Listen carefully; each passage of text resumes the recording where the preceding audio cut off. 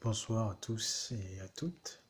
Donc je suis Kevin Zhang, ici Megan, et je fais une toute petite vidéo pour vous donner quelques nouvelles très rapidement depuis mon interpellation le 22 février jusqu'à maintenant.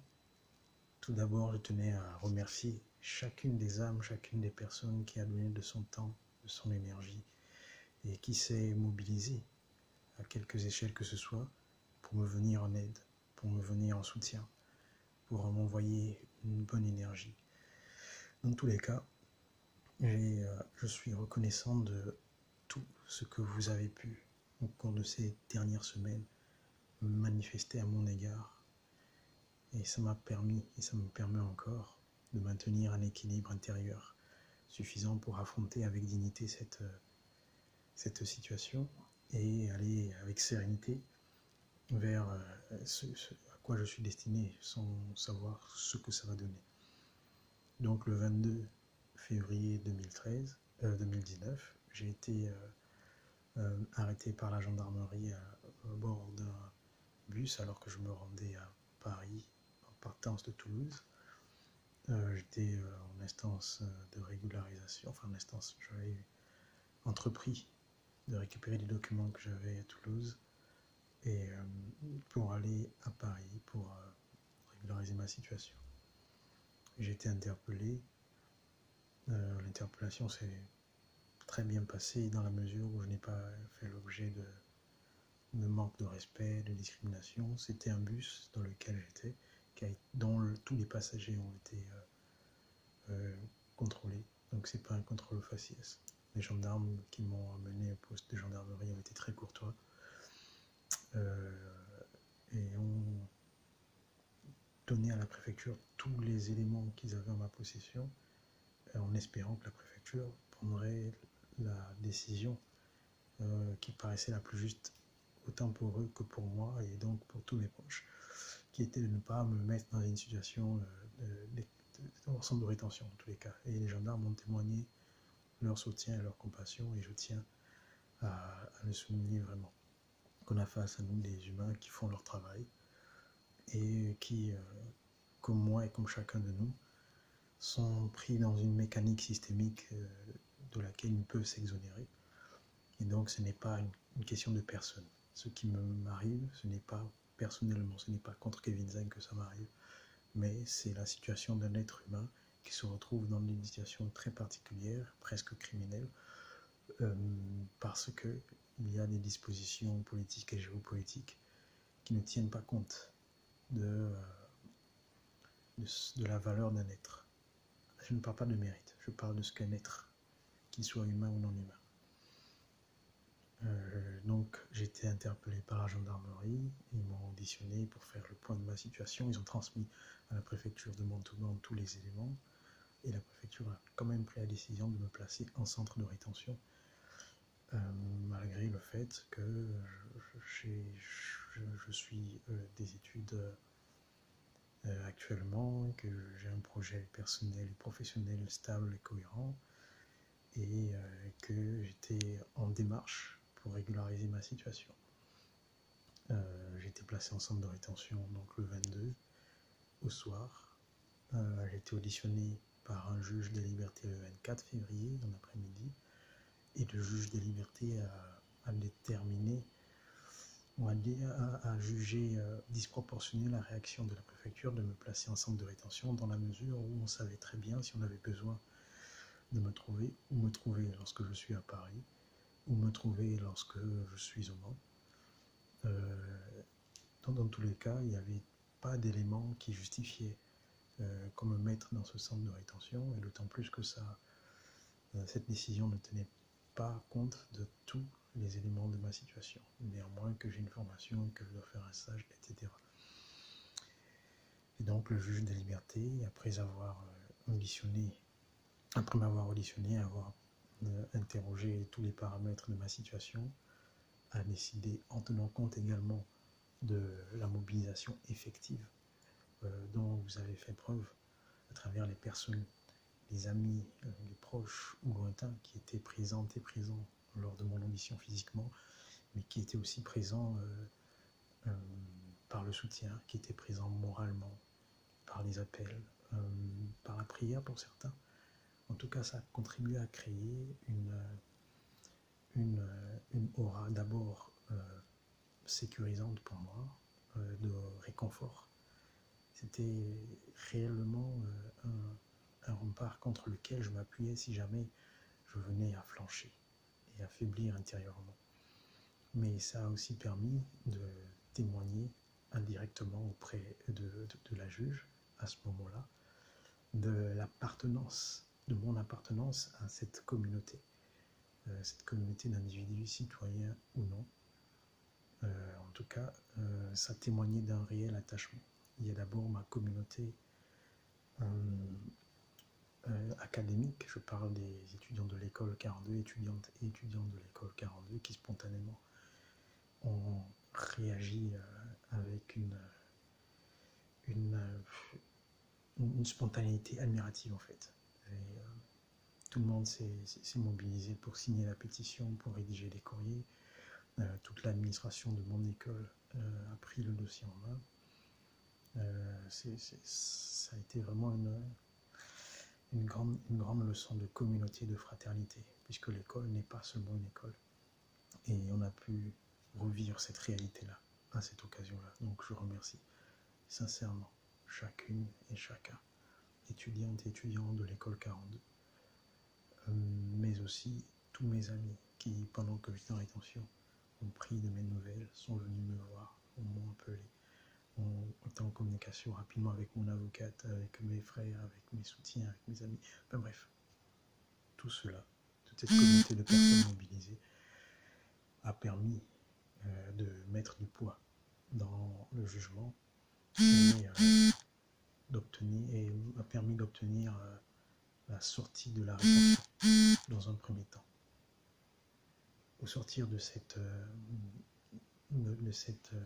audience, il a été convenu que je sois placé à résidence, assigné à résidence ici à Paris, le temps que la procédure suive son cours. La procédure donc constituait donc une mise en rétention d'une part, et d'autre part une obligation à quitter le territoire français. Obligation qui jusqu'à présent n'est pas encore levée, mais assigné à résidence à Paris, je dois quotidiennement me présenter au poste de police qui détient donc mes papiers d'identité, mon passeport principalement, exclusivement d'ailleurs. Tous les jours, je dois passer pour signer, pour témoigner que je suis toujours à disposition des autorités si ils veulent intervenir sur ma personne, s'ils veulent me renvoyer, disons les mots, s'ils veulent m'expulser, je suis à leur disposition. Et donc, l'assignation à résidence consiste en cela. Je ne porte pas de bracelet électronique encore, mais voilà, c'est un contrôle judiciaire qui m'est imposé le temps que la procédure suive son cours.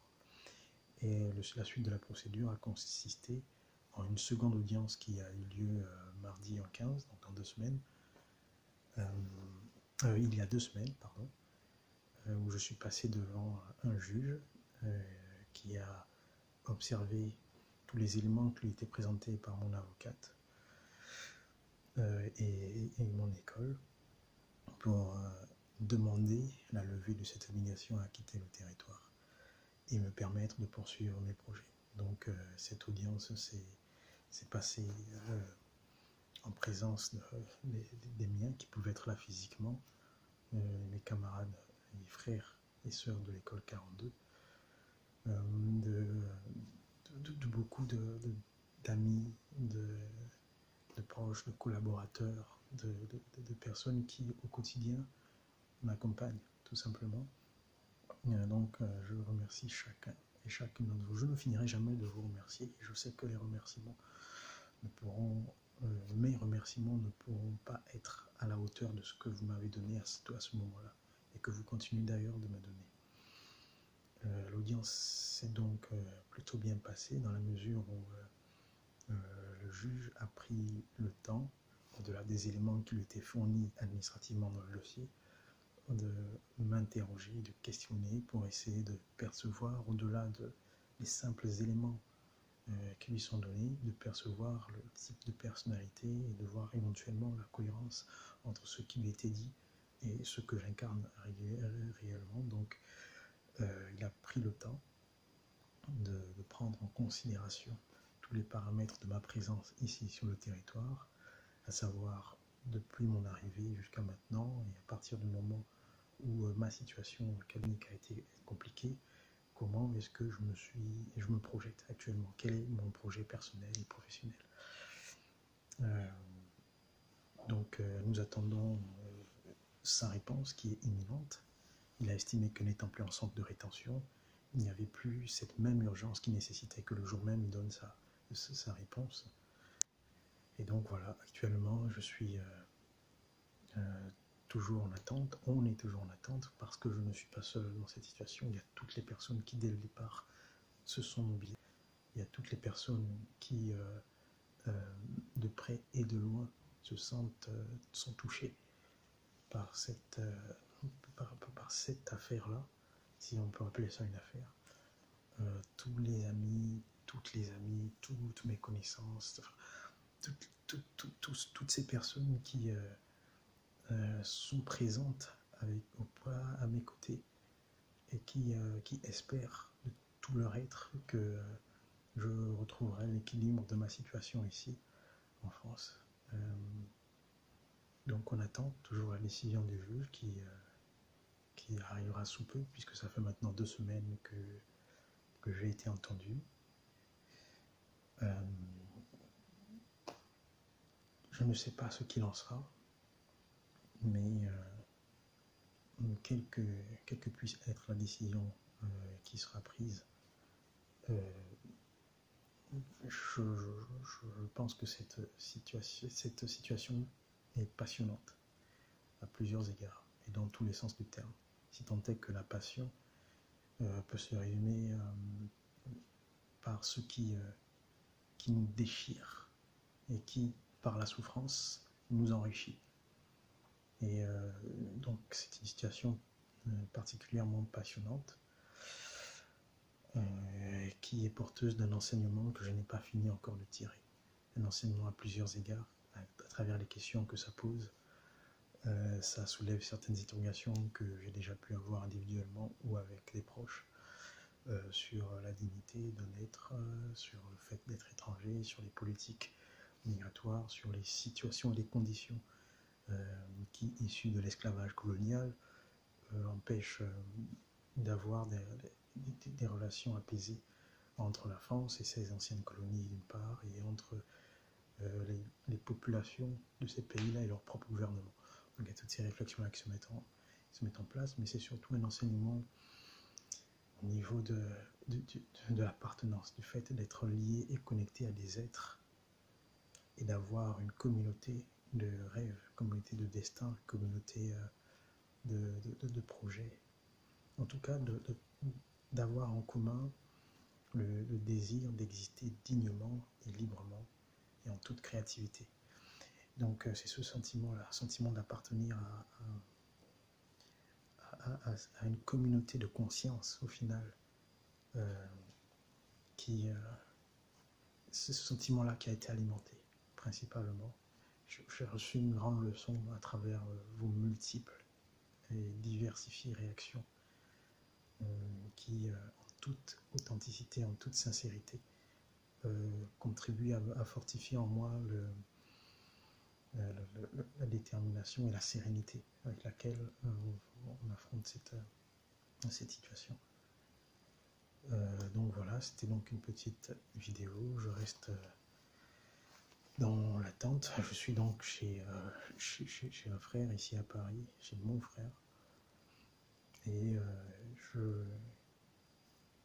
me tiens en tout cas prêt à répondre